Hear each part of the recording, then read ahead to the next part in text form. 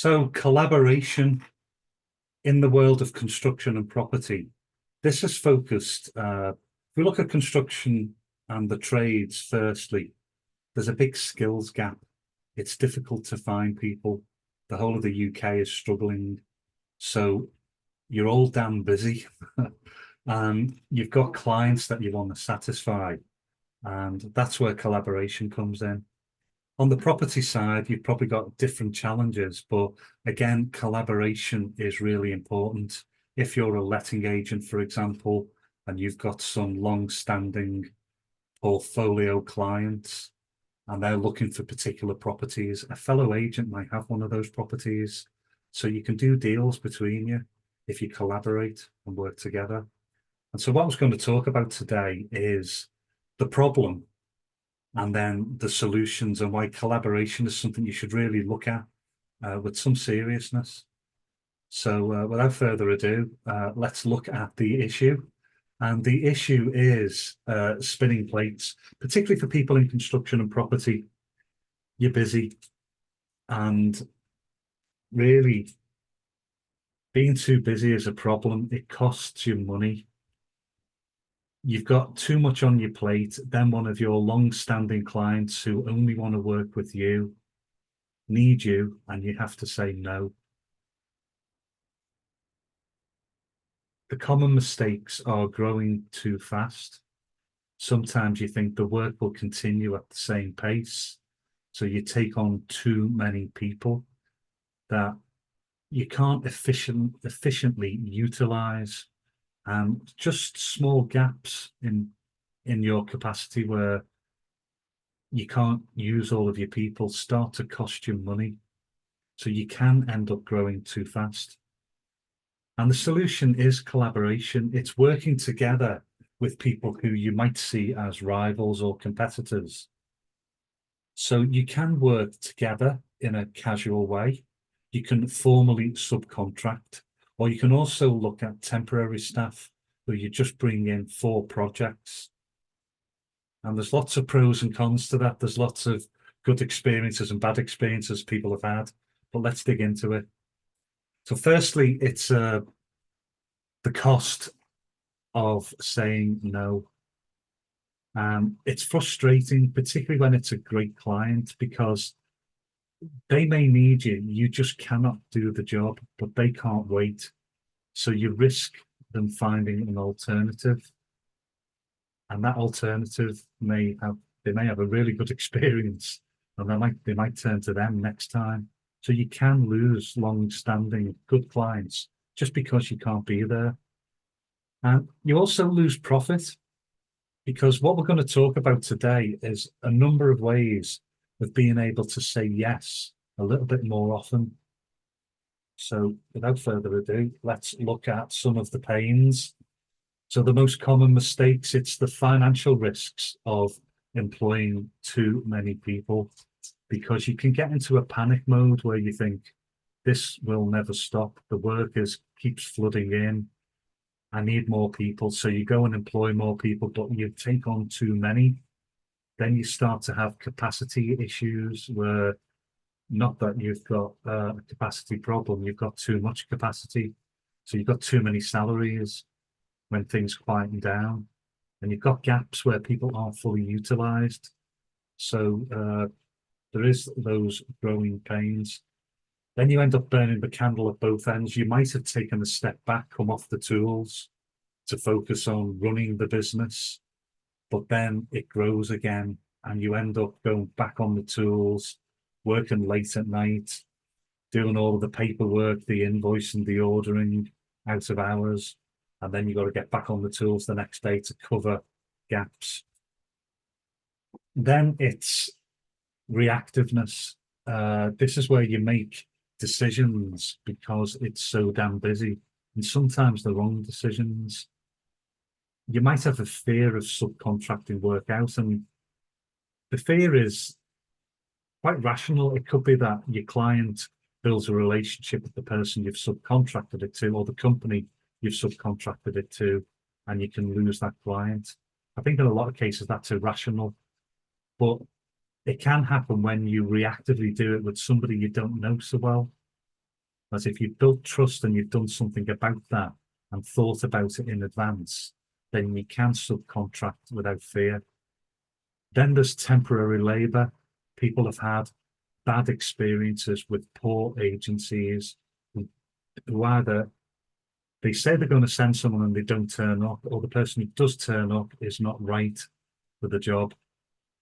So you've had those experiences, and those are the mistakes that people make. Now, what you need to do is develop not only a collaboration mindset, which is potentially working with people who are competitors, but it's also about really planning in advance so that you're not doing things reactively. So there's some questions that you need to think about. Is the level of competition an illusion, first of all? In other words, is there enough work to go around so people don't need to steal each other's clients?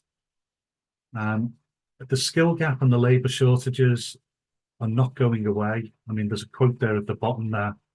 We need 244,000 apprentices, but we only got 26,000. So there's not a pool of people coming through to solve the problem. So it's not going away. And you've got to ask yourself the question, is there more work than construction and tradespeople to satisfy? Because if that's true, then you can collaborate. So what does collaboration look like? Well, basically, it means working with people who are potentially your rivals. And the thing is, though, it's a win-win. If you meet somebody that you get on with and you develop a level of trust with, then every time you both have a gap and a bit of capacity, you could help each other out. It could be sharing people, or it could be sharing equipment. And it helps you ease each other's peaks and troughs. But you might both be busy, you might have more than one person that you can collaborate with, but everyone's busy at the same time. So the other thing we need to look at is good recruiters. Now, there are people within the construction and property lead online, or CAPLO for short, community. They're charging, in some cases, £3 per hour above what they would pay their people. So, yes, you'd be working on less margin, but it's cheaper than having gaps when you've taken on too many staff, you've got huge gaps coming up in the next month, you've still got to pay those people.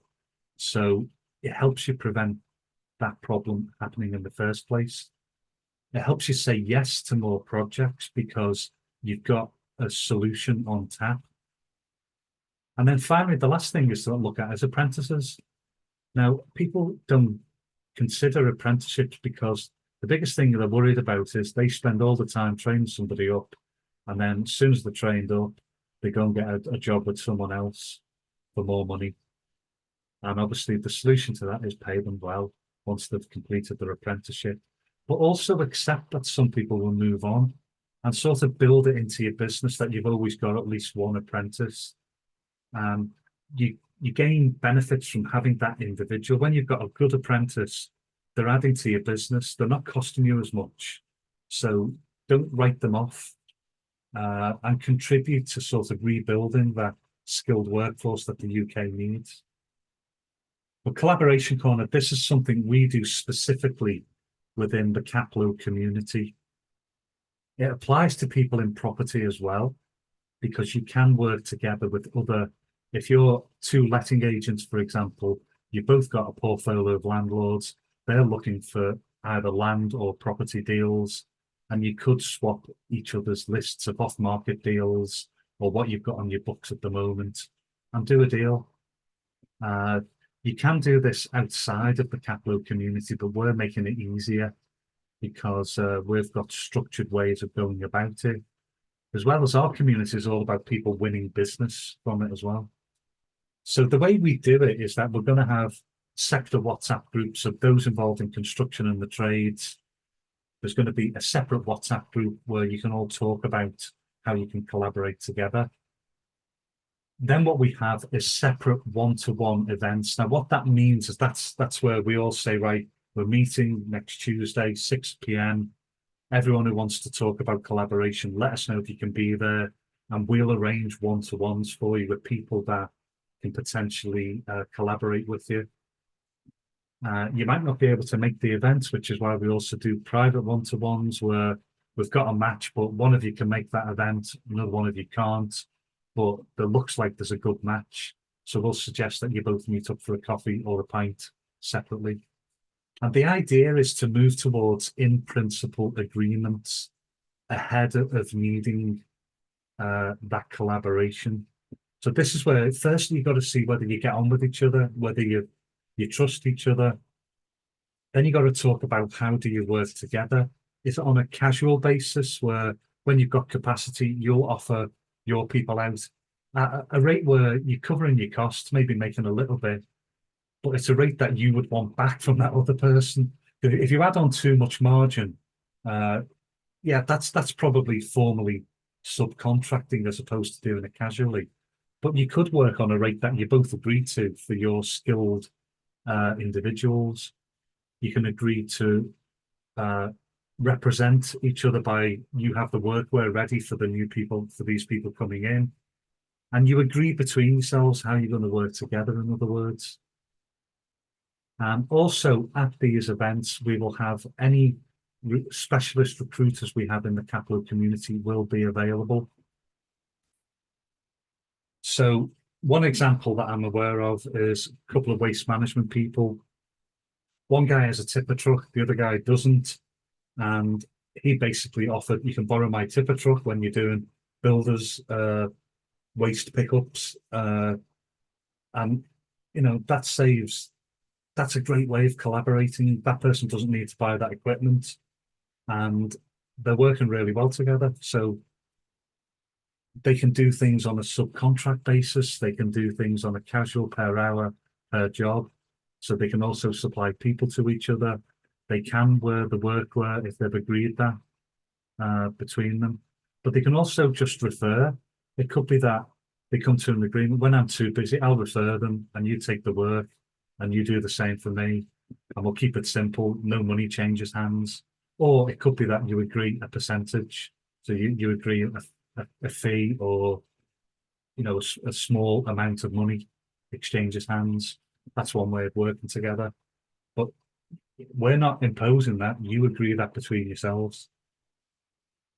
Then again, the other thing we have in our community is specialist recruiters, good people.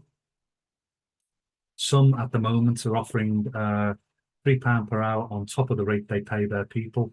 So you can actually meet up, have an initial chat. There's no commitment. You can agree a per hour or per day rate. You can even employ them. If it's just too busy and you do need to find people, then you can use our recruiters to find them. Again, what we recommend is have a one-to-one with them in advance of needing them. Then if you get a job that's going to start in 3 weeks' time, give them plenty of notice. You've got more chance of getting the right people. And good recruiters will really listen to you. If they know precisely who you need, the people who turn up will be ready to work at the quality and standard that you need. So that's really important. Now, a lot of people listening to this will be within our community, but some may not be. So the way we work as a community, it's predominantly about winning business. So a lot of our structure is about meeting people, building trust, and then work is passed between people. But there's also the collaboration corner elements that I've talked about today. It's about being you as a person, which is why a lot of our events are introvert friendly, they're relaxed, they're informal. But it's also about showing people what you've done before, showing that you know what you're talking about, turning up, turn up at the monthly event, attend the Zoom events that we have as often as you can. And within our community, we have an app where people review each other when they've done a good job. So that you get reviewed by people who are professionals themselves. It's a bit different to a Google review where it's just a domestic client that nobody knows. These are reviews from people that are professionals in their own right. So it carries a lot of weight. So turning up, we have WhatsApp groups. So keep an eye on what's happening in them. Chat with people. take part in the daily conversation, get to know and build trust. The chip butty and curry nights come along. They're relaxed, they're informal. You don't have to stand up and do a talk in front of 40 or 50 people. We have relaxed networking on tables of 6. So each person in turn outlines what they do. We swap it around a couple of times so you meet a different set of 5 people. So you meet a lot of people and get to know them on the night. The Zoom calls, don't write them off. Lots of business gets done during them. They're only 40 minutes. We have them twice a week, not because you have to attend them all, but having them twice a week gives busy people an opportunity to stay on the radar and to continue to meet people in between the monthly events. And again, we recommend one-to-ones. Go meet people for a coffee to talk about working together or passing work to each other. Or as part of Collaboration Corner, can you actually meet one of your rivals and see whether you can work together and ease each other's path and journey? So that's all about collaboration. If you're not part of the Caplo community, have a look at joining. We don't tie people into contracts. It's a small monthly fee which includes everything. You can leave at any time, but people don't leave because they win work out of it, or they find ways of collaborating and continuing to grow their business and be able to say yes to a lot more. So thanks very much for listening. Cheers.